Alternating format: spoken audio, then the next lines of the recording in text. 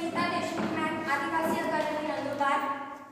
माननीय Pratibha Gangurde ma'am, program executive सिलेज project. सन्माननीय पाटील मॅडम, आदिवासी अकादमी नंदुरबार. माननीय चौरे सर, आदिवासी अकादमी नंदुरबार. व आमचे विधी महाविद्यालयाचे सन्माननीय करमरकर सर, विधी महाविद्यालय ग्रंथपालक. मी सर्वांच्या मनापासून स्वागत करते सर व कार्यक्रमाला सुरुवात करते. यानंतर मी आपल्या विधी महाविद्यालयाचे प्राचार्य डॉक्टर एन.डी. चौधरी सरांना विनंती करते की त्यांनी कार्यक्रमाचे प्रस्तावित शब्द संबोधन करावे. आजच्या या आपल्या राष्ट्रीय सेवा योजनेच्या शिबिराचं समारोप संबंधित या कार्यक्रमासाठी उपस्थित कार्यक्रमाच्या अध्यक्षा, आपल्या संस्थेच्या शिक्षण शास्त्र महाविद्यालयाच्या सन्माननीय प्राचार्य नंदा वळसे मॅडम, आपल्या संस्थेच्या फार्मसी महाविद्यालयाच्या सन्माननीय प्राचार्य शेवाळे मॅडम, विद्यापीठामध्ये ज्यांनी अनेक वर्ष आपली सेवा दिली प्रशासकीय अधिकारी म्हणून आणि तिथून निवृत्त झाल्यानंतर सुद्धा त्यांच्यावर पुन्हा विद्यापीठाने जबाबदारी दिली आणि ते अत्यंत चांगल्या पद्धतीने या ठिकाणी ते काम बघतायत. ते या अकादमीचे प्रशासकीय समन्वय माननीय डॉक्टर आर पाटील सर, या MSW कार्यक्रम जो कार्यक्रम प्रोग्राम इथं सुरू झालेला आहे अभ्यासक्रम, त्या अभ्यासक्रमाचे सर्व सन्माननीय प्राध्यापक सर, आमचे ग्रंथपाल, उपस्थित माझे सर्व मित्र आणि मैत्रिणी, राष्ट्रीय सेवा योजना या एकेकाचे एक विशेष महत्त्व असतं म्हणून केवळ जिल्हा स्तर नाही, राज्य स्तर नाही, पूर्ण देशामध्ये हा कार्यक्रम सर्व वरिष्ठ महाविद्यालयामध्ये चालतो. याचा मागे उद्दिष्ट असं आहे की विद्यार्थ्यांचा सर्वांगीण विकास व्हावा. अकॅडमिक सोबतच नॉन अकॅडमिक डेव्हलपमेंट पण महत्त्वाचं असतं. या उद्दिष्टाने अनेक वर्षापासून हा कार्यक्रम सुरू आहे.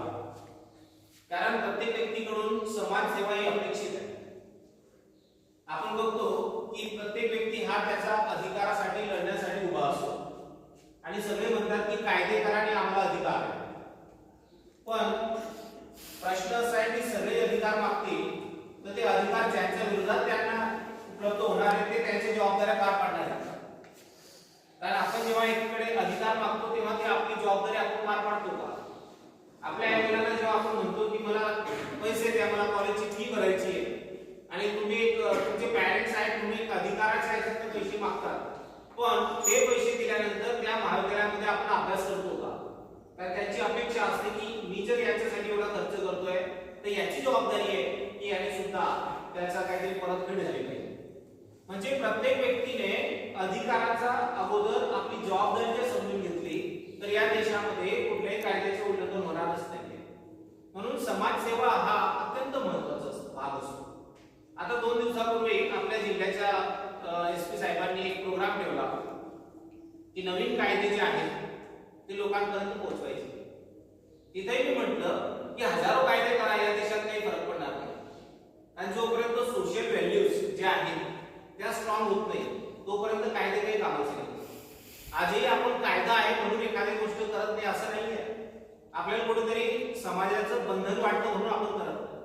दारू पिणं कायद्याने गुन्हा नाहीच आहे, बरोबर आहे, पण याचा अर्थ गल्ली गोळ्यामध्ये सगळे जे दारू पिणारे ते हिंमत करतात का जे चांगले सिव्हिलाइज लोक आहेत ते कुठेही जाऊन दारू पिणार नाही, किंवा जो टीचिंग क्षेत्रामध्ये तो असं दारू पिणार नाही.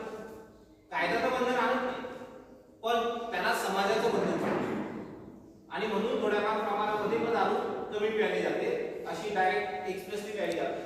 पण जिथं समाज बंधन ठेवत नाही, कायदा बंधन ठेवतो पण समाज बंधन ठेवत नाही, पण त्या गोष्टीला कितीही कायद्याने कंट्रोल केलं होत नाही. फॉर एक्झाम्पल करप्शन जेव्हा व्यक्ती करतो ना तर करप्शनला या आपल्या समाजाने इतकं इझिली ऍक्सेप्ट केलेलं आहे.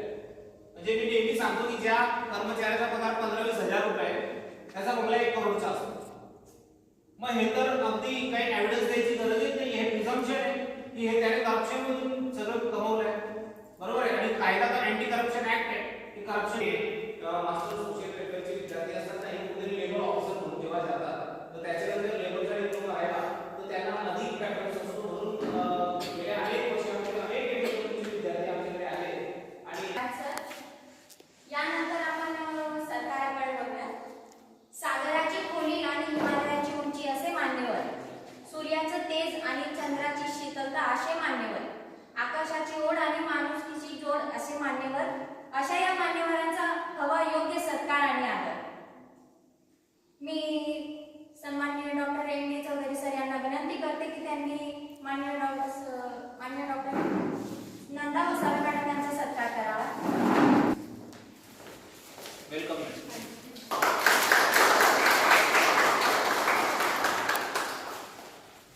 मी माननीय एम डी चौधरी सर यांना विनंती करते की त्यांनी माननीय वैशाली शेवाळे मॅडम यांचा सत्कार करावा.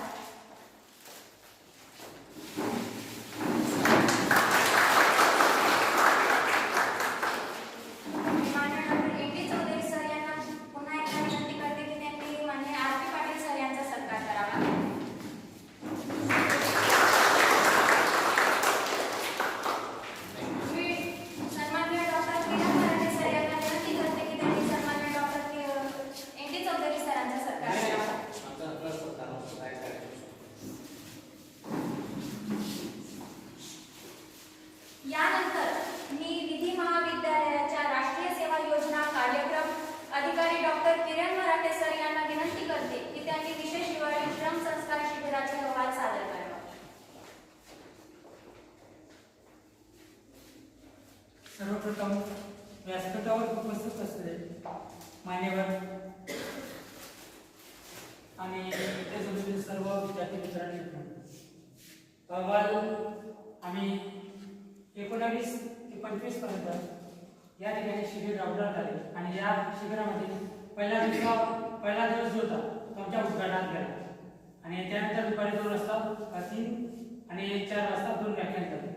हा पहिला दिवस झाला. दुसऱ्या दिवसाची सुरुवात केली तर त्या अगोदर सर्वात अगोदर आम्ही सकाळी विद्यार्थ्यांनी रोज करतो तशी प्रार्थना केली, काही NSSचे गीत त्यांनी म्हटले. त्यानंतर मग आम्ही पथनाट्य करणार या उद्देशाने पथनाट्याची तयारी केली. त्यानंतर परत दुपारी 3 आणि 4 वाजता 2 व्याख्यान झाले. व्याख्यानासाठी आपल्याच विद्यार्थ्याचे म्हणजे आपल्याच महाविद्यालयाचे माजी विद्यार्थी ॲडव्होकेट प्रीतम निकम यांना आम्ही बोलवलो आणि त्यांनी राष्ट्रीय सेवा योजना आणि युवक या विषयावरती विद्यार्थ्यांना मार्गदर्शन केले. त्यानंतर दुसरे वक्ते कुणाल ज्यांनी आम्हाला आपली संस्कृती कशी जोपासावी याविषयी मार्गदर्शन केले. त्यानंतर दिवस तिसरा सकाळी आम्ही आव्हान शिबिरार्थी जे विद्यापीठाचे आव्हान शिबिरार्थी विद्यार्थी होते ते आणि प्राध्यापक मानसिक मसाल सर यांच्या नेतृत्वाने आव्हान आपत्ती व्यवस्थापनामध्ये जेवढे काही प्रशिक्षण करण्यात आले, जेवढे काही प्रयोग करण्यात आले त्या सर्व प्रयोगाचे त्यांच्याकडे सादरीकरण करण्यात आले. त्यानंतर दुपारी 3 आणि 4 वाजता 2 व्याख्यान झाले. पहिल्या वाक्यात होते आपले राष्ट्रीय सेवा योजनेचे विभागीय समन्वयक बिहार सर, त्यांनी देखील पर्यावरण व्यवस्थापन याविषयी मार्गदर्शन केले. त्यानंतर दुसरे व्याख्यान होते प्राध्यापक कर्माकर सर यांच्याकडे वाचन संस्कृती याविषयी आपल्याला मार्गदर्शन केले. त्यानंतर दिवस तिसऱ्या दिवशी आम्ही जे म्हणजे अंधश्रद्धा आणि वैज्ञानिक दृष्टिकोन या विषयावरती मार्गदर्शन केलं. ते माननीय प्राध्यापक यांचे पाटील सर बाजार शिवशंकर महाविद्यालय बाजार यांनी आपल्याला व्याख्यान केले. त्यानंतर दुपारी 3 वाजता व्याख्यान करण्यात आलं. त्याच्यात गणेश पाटील शॉप हायस्कूलचे गणेश पाटील सर यांनी मी विजेता होणार या विषयावरती एक मोटिवेशनल व्याख्यान केलं. त्यानंतर त्यांच्यानंतर ॲडव्होकेट केतकर सर यांनी कायदा प्रक्रिया नेमकी कशी असेल त्याविषयी मार्गदर्शन केले. त्यानंतर 4था दिवस आम्ही थोडं या अकॅडमीच्या परिसरात स्वच्छता केली आणि स्वच्छता केल्यानंतर सृष्टी संवर्धन कॅम्प उन्हाळी शिबिर या ठिकाणी करण्यात आलं. त्यावेळेस विद्यार्थ्यांनी जे काही काम केलं होतं त्याची थोडी पाहणी केली आणि त्याचं थोडं जाण्यासाठी थोडं श्रमदान केलं. त्यानंतर दुपारी 3 वाजता परत डॉक्टर गिरीश पवार एकलव्य विद्यालयाचे शिक्षक त्यांनी स्वामी विवेकानंद हे युवकांच्या जीवनात प्रेरणास्थान कसं याविषयी त्यांनी मार्गदर्शन केलं. त्यानंतर दुपारी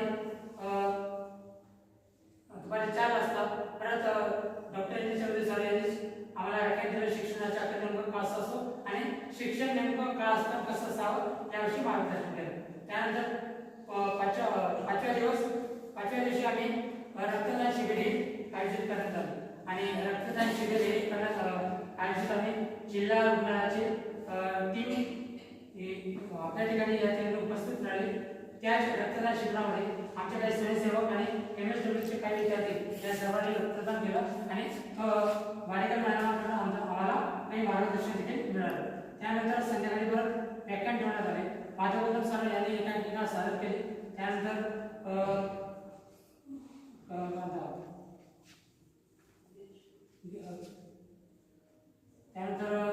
मला वाटतं सरांनी व्याख्यान दिले आणि अशा प्रकारे 7 दिवस केले. आणि काल आम्ही सकाळची सुरुवात अशी केली की आम्ही टोकन तलावातून जवळ एक गाव आहे त्या ठिकाणी काही सर्वे केला आणि सर्वे केल्यानंतर पथनाट्याद्वारे आम्ही त्यांना जागृत केले की कायदा काय असतो, बालविवाह काय असतो आणि खास करून मोफत कायदा सहायता कसं असतं याविषयी काहीतरी पथनाट्य त्यांनी सादर केलं. अशा थोडक्यात आम्ही 7 दिवसापर्यंत कार्यक्रम इथं राबवला. या 7 दिवसाच्या याच्यामध्ये आम्ही काही विद्यार्थ्यांना उत्कृष्ट म्हणून म्हणजे निवड करण्यात आली. ॲक्च्युली पाहायला गेलं सर्वच विद्यार्थी उत्कृष्ट होते.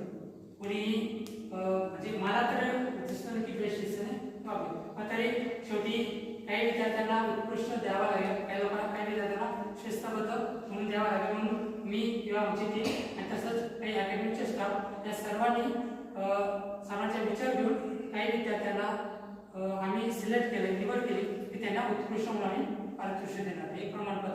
तर मान्यवरांना विनंती की त्यांना पारितोषिक मिळालेल्या विद्यार्थ्यांना पारितोषिक. सर्वात अगोदर मी उत्कृष्ट स्वयंसेवक मयूर पाडवी याला विनंती करतो की स्टेजवर यावे आणि सर्वांना विनंती करतो की त्यांनी वसाई मॅडम त्यांना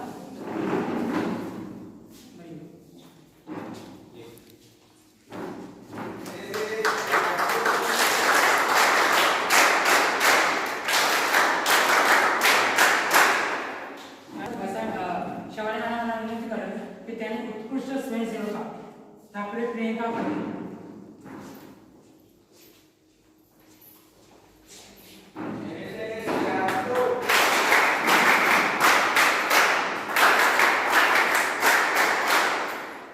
त्यानंतर शिस्तबद्ध स्वयंसेविका म्हणून आम्ही या 7 दिवसात आकाशा भट यांना निवडले.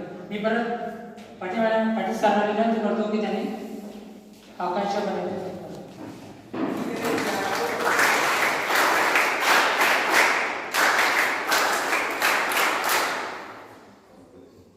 यानंतर शिस्तबद्ध स्वयंसेवक म्हणून आम्ही आमच्या स्वयंसेवक वडवी कालुसुख दिल्या याची निवड केली.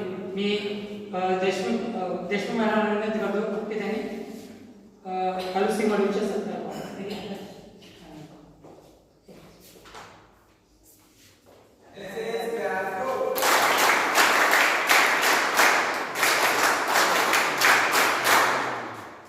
सर 7 दिवसाच्या कॅम्पमध्ये प्रत्येक विद्यार्थ्यांनी सहभाग घ्यावा. त्या उद्देशाने आम्ही पहिल्या दिवशी एक आईस ब्रेकिंग एक सेशन घेतलं आणि त्या सेशन दरम्यान आम्ही प्रत्येक जेवढे विद्यार्थी होते यांच्या प्रत्येकाचे ग्रुप तयार केले आणि त्या ग्रुपच्या त्या दिवसाचं पूर्ण नियोजन करण्यात आलं. त्या ग्रुपकडनं होतं आणि असंच एक ग्रुप आम्ही एक सिलेक्ट केला आणि तो ग्रुप आहे छत्रपती शिवाजी महाराज ग्रुप. तर छत्रपती शिवाजी महाराज ग्रुपचे जेवढे विद्यार्थी असतील त्यांनी वसाई मॅडमला विनंती करतो की त्यांनी त्यांचे सत्कार छत्रपती शिवाजी महाराज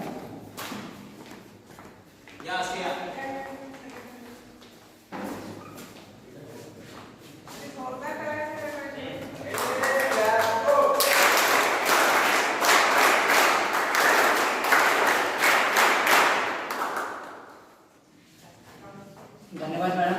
आणि परत एकदा सर्वात शेवटी मी परत सर्व अकॅडमिक स्टाफ यांचे देखील आभार व्यक्त करतो की त्यांनी खरंच आम्हाला सहजपणे व्यासपीठ उपलब्ध करून दिलं. ज्या गोष्टीची आवश्यकता होती ती गोष्ट उपलब्ध करून दिली. आणि एवढंच नाही तर कधी कधी त्यांनी आम्हाला देखील आमच्या कार्यक्रमात आमच्या शिबिरामध्ये सहभाग देखील नोंदवला. त्याबद्दल पुन्हा एकदा सर्व अकॅडमिक स्टाफ अकॅडमिक अकादमीचे आणि विद्यार्थी सर्व MSW विद्यार्थ्यांचे देखील आभार व्यक्त करतो आणि माझ्या दोन शब्द सोडतो. धन्यवाद.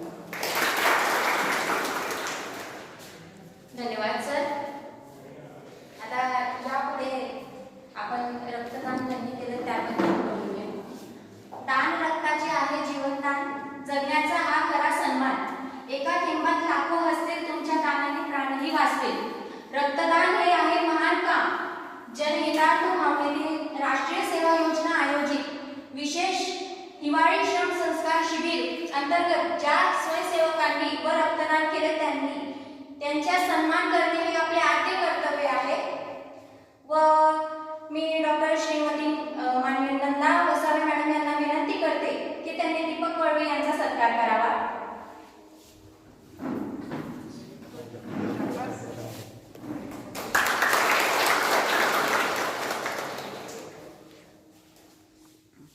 मी सन्माननीय doctor M D Chaudhari sir यांना विनंती करते की त्यांनी हितेश सोनवणे यांचा सत्कार करावा.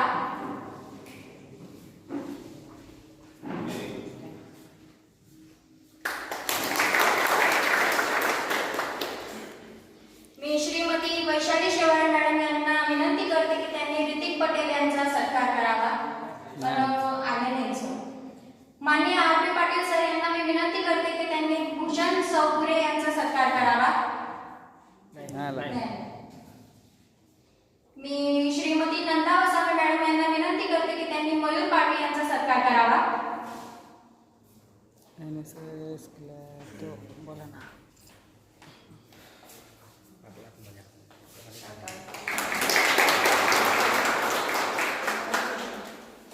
मी श्रीमती वैशाली मॅडम शेवाळे यांना विनंती करते की त्यांनी विशाल महाजन यांचा सत्कार करावा.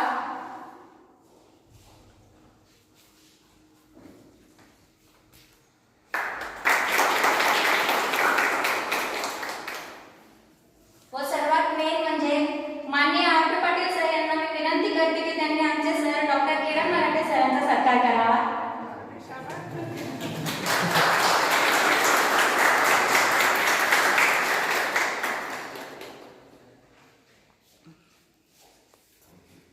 सेवा योजना शिबिर म्हणजे अनुभवाचा एक सुवर्ण पान आहे.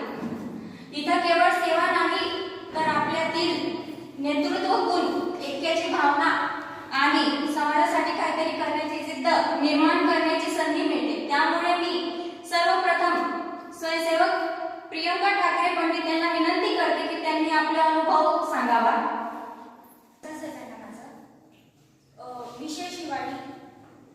विशेष हिवाळी श्रम संस्कार शिबिर या शिबिराची मी स्वयंसेविका प्रियंका ठाकरे आपल्या समोर मागील 7 दिवसात जे काही घडले आमच्या शिबिरामध्ये त्याचा एक्सपिरियन्स शेअर करण्यासाठी इथे उभी आहे. परंतु 7 दिवसात जे काही घडलं ते थोडक्यात सांगणं पॉसिबल नाहीये, म्हणून त्याच्यात काही इम्पॉर्टंट गोष्टी ज्या आमच्यासोबत घडल्या ते मी तुमच्या समोर सांगणार आहे.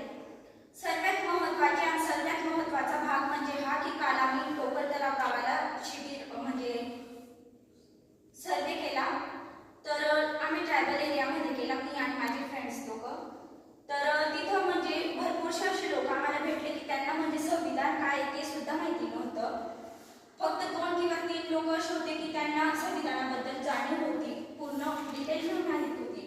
पण आम्ही कायद्याचे विद्यार्थी आहोत या नात्याने आम्ही त्यांना संविधान आणि संविधानामधील असलेले मूलभूत अधिकार, त्याबद्दल शासकीय योजना, मतदानाचा अधिकार असे जे इम्पॉर्टन्स पॉईंट आहेत ते त्यांना आम्ही सांगण्याचा प्रयत्न केला आणि त्यांनी देखील आम्हाला सपोर्ट केला, समजून घेण्याचा प्रयत्न केला. ते हे फक्त या शिबिरामुळेच पॉसिबल झालेले आहे, कारण आम्ही असं कोणत्याही व्यक्तीला सहज नाही सांगू शकत. हे या शिबिरामुळेच पॉसिबल झालं. दुसरी गोष्ट म्हणजे माझा कॉन्फिडन्स जो 13 वर्षापासून मी गमावून दिलेला होता. लहानपणी मी जिल्हा परिषद शाळेत शिकली माझ्या गावाला. तर तिथे मला एक सवय होती 26 जानेवारी आणि 15 ऑगस्टला स्पीच देण्याची. पण 5वीला असताना जेव्हा वडिलांनी इथं माझं ॲडमिशन घेतलं तर इथं 5-6 विद्यार्थी पाहून माझा कॉन्फिडन्स लो होऊन गेला. तर मी कधी स्टेजवर उभी नाही राहिली. दोन लोकांसमोर बोलायला पण मला भीती वाटायची.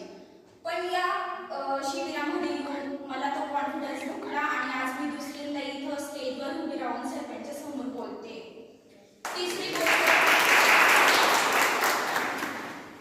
तिसरी गोष्ट म्हणजे टाइम मॅनेजमेंट, जे प्रत्येक व्यक्तीच्या जीवनामध्ये खूप महत्त्वाचा असतो.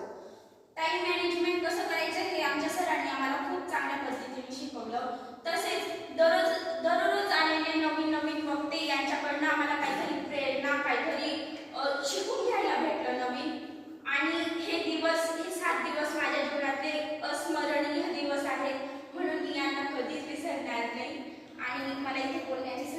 त्याबद्दलचे त्यांचे आभार.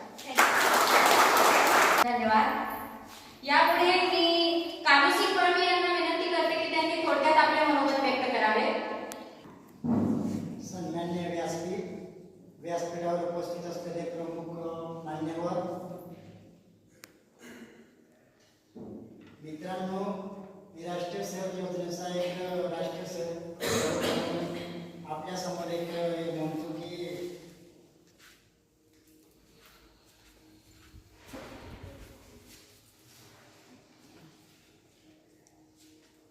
स्वयंसेवक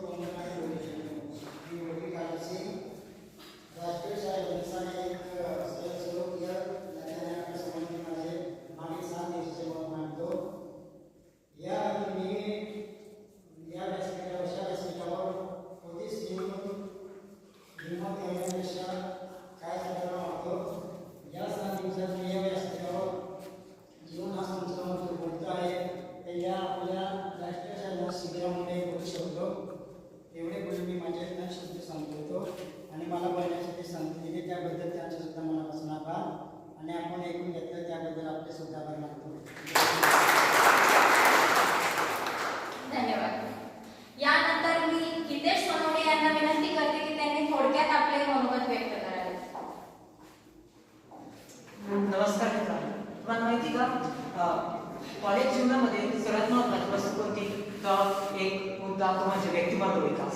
व्यक्तिमत्व विकास हा पुढील आयुष्यासाठी सगळ्यात महत्त्वाचा गोल जो या कॅम्पमध्ये आम्हाला शिकायला भेटला. या कॅम्पची सुरुवात म्हणजे आपली संस्कृती, आपला वारसा ते स्पर्धा परीक्षा, आजच्या जीवनाचे महत्त्व या असा हा इथला प्रवास होता. मित्रांनो, व्यक्तिमत्व विकासासाठी सगळ्यात महत्त्वाचं गुण म्हणजे टाइम मॅनेजमेंट, नियोजन, जे कॅम्पमधून शिकायला भेटतं. या कॅम्पमध्ये आम्ही प्रत्येक दिवसाचे वर्गीकरण करून प्रत्येक ग्रुपला त्यांची जबाबदारी दिली. तर जबाबदारी कशी द्यायची आणि जबाबदारी कशी घ्यायची ही गोष्ट आम्ही या कॅम्पमध्ये शिकलो, ज्यामुळे ही गोष्ट आम्हाला भविष्यात खूप कामात येणार. आम्ही खेडेगावात सर्वेक्षण केले. त्या सर्वेक्षणातून खेडेगावात शिक्षणाचं महत्त्व आम्हाला माहिती पडलं. या सगळ्या गोष्टी आम्हाला पुढील आयुष्यात महत्त्वाच्या आहेत. ज्याला आता एकच सांगतो, ना सोनं देऊ शकतो ना डायमंड देऊ शकतो. मित्रांनो, तुम्हाला फक्त आयुष्यात साथ देऊ शकतो. यानंतर मी दीपाली वाघ यांना विनंती करते की त्यांनी आपले मनोगत थोडक्यात व्यक्त करावे. नमस्कार माननीय व्यासपीठ आणि गुरुवर्ग व स्वयंसेवक मित्र व मैत्रिणी. असे म्हणतात की व्हॉलेंटियर्स हे बिनपगारी फुल अधिकारी असतात, असं मला बऱ्याच जण म्हटलेले आहे. पण त्याच्यावर माझं एकच उत्तर आहे, volunteers don't get paid, not because they are worthless but because they are priceless.